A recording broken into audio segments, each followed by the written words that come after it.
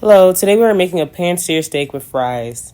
Here are some of our food safety reminders. Wash your hands before and after handling raw meat. Make sure your cooking surface is clean. Use a separate cutting board and knife for raw meat and veggies. And also make sure you cook your steak to your preferred doneness. We're going for a medium rare, so it's going to reach around 130 degrees Fahrenheit for an internal temperature. Now, let's begin. For our ingredients, we'll be using a ribeye steak, russet potatoes, garlic, rosemary, avocado and olive oil, butter, salt, and pepper. Here's a visual for all of that. First, we're going to start with the ribeye steak, which comes from a portion of the cow between the 6th and the 12th rib. The fat from the steak plays a crucial role for developing a rich and flavored crust through the Maillard reaction. First, we're going to season our steak with salt and pepper liberally or to your own liking. The rosemary and garlic are aromatics that infuse flavor into the steak when it cooks, and the butter is going to be used to provide richness within the steak. We're going to be using a cast iron pan to get a great sear on the steak. Turn up your heat to high and pour some olive oil in the pan. Olive oil has a high smoke point of around 350 to 470 degrees, which prevents our steak from getting burnt.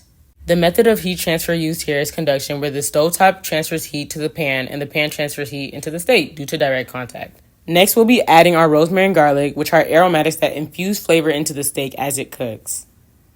We're also going to add in some butter, which helps cook the steak evenly while also adding flavor.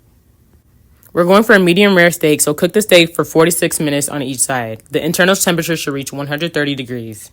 Basting the steak helps keep it moist while also adding flavor. Located here is the ribeye cap, which is the most tender, flavorful part of the entire steak. Next, we're going to take out our steak and allow it to rest in order to allow for the preservation of flavor, juiciness, and texture. We're going to move on to our fries. Start by washing, peeling, and cutting your russet potatoes into shape. Coat them in avocado oil, which has a high smoke point, season with salt and pepper, and put them in the air fryer at 400 degrees for 20 minutes. Potatoes are full of starch, and this is where our principle of food science comes in: gelatinization.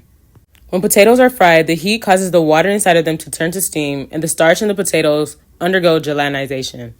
The starch granules absorb water and swell, which turns the inside soft while the outside dries out and hardens. The dry gelatinized starch layer gives the potatoes their crispy texture.